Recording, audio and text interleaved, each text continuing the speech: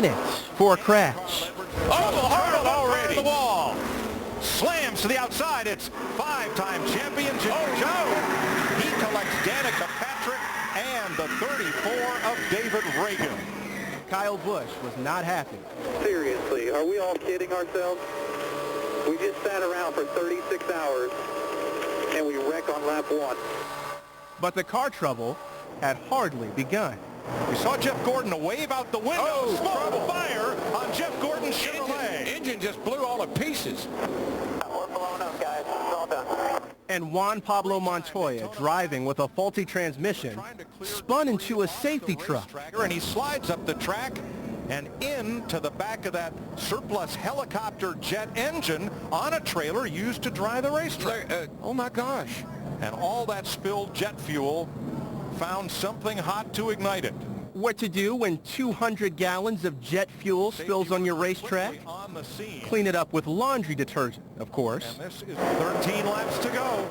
2 hours and a 7-car crash later, Oh, trouble, big trouble, mid-pack. the only road to victory in this race was to stay ahead of the pack and work with your team. 4 cars trying to settle among themselves. Kenseth coming to the outside lane to pick up his teammate Biffle, and does. Off the final corner, Matt Kenseth trying to win it for the second time. Here comes Junior to the outside. Side by side with Kenseth. He runs out of time. Matt Kenseth wins the Daytona 500.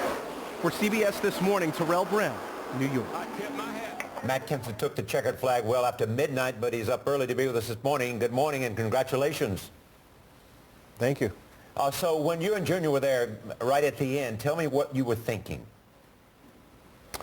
Oh, I was really on that last green-white checkered. I got with Greg, and we got a pretty good run down the backstretch. And what was behind him, I wasn't sure. But Dale Jr. is one of the best guys there is at this plate racing. And I knew he was going to be locked on the 16, and I was just waiting for them guys to get a run and go around me, honestly. And I was looking to block, but my Best Buy Ford was so fast, I was able to stay out there in front of them, and they could never really get a run gathered up.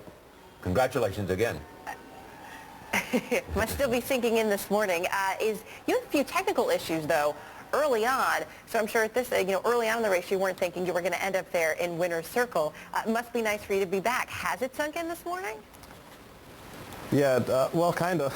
It's been we've been down here a long time. It's kind of sinking in, but we did have a lot of problems. And after our last problem, where we had to come in and put water in our car, and my radio wouldn't work, so I couldn't talk. And to get back out there, we were about 3 or 4 seconds from getting a lap down, and got lucky and got a caution and stayed on the lead lap.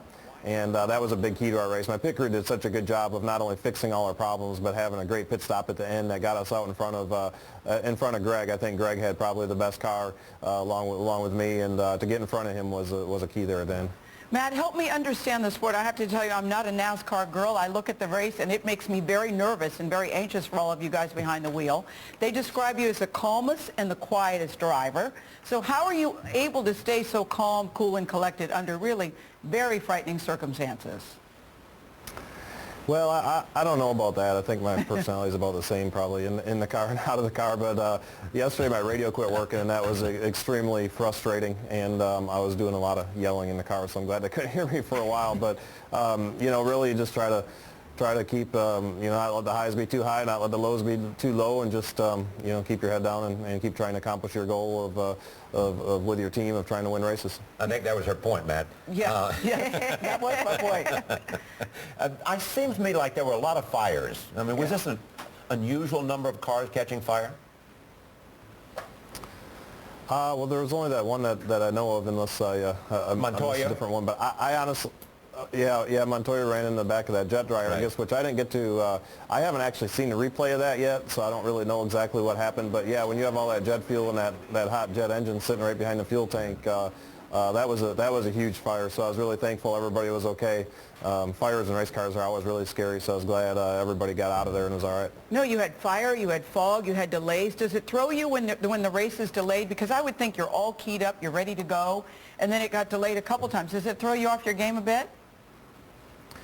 Yeah, that delay was kind of tough because we just left pit road and came out first out of everybody that pitted, and then there was 4 cars that stayed out, you know, kind of hoping that they couldn't fix the track or hoping it would rain or whatever, and couldn't restart the race. So we're sitting there in 5th place, but I knew if we went back to green, we were going to be the leader, and finally just got ourselves you know, work toward the front, so we're sitting back there and not having a lot of information whether they're going to get the track fixed, and then it started sprinkling a little bit, so just kind of hoping they were going to get back to racing, so at least we'd have a shot. Matt, you've won Daytona now twice. What's the magic of Daytona?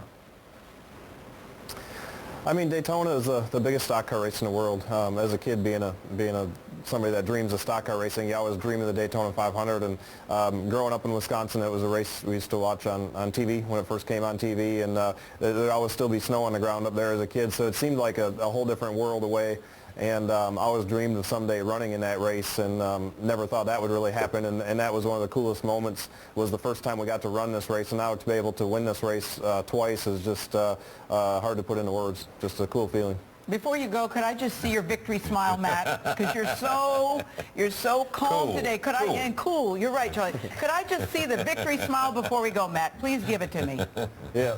Sure, It's not so much calm. It's tired. I've been here for 2 weeks, and I got back to the motorhome last night. I went to take a shower, and yeah, most of my race guys were sitting back there, sitting by a cooler of beer, so I had to sit out there and talk to them guys for a while too. So it was. And the last thing you want to do is get up and talk to some people on morning television, right? That's why we appreciate it. No, I'm feeling good today. I was looking forward to it. I had you circled on the list. Yeah. There you go. Oh, Thank we got you. a circle. I like it. Thank you. Well, very much. Matt, come back and see us again. Nice to have you. Come to New York. You come by here.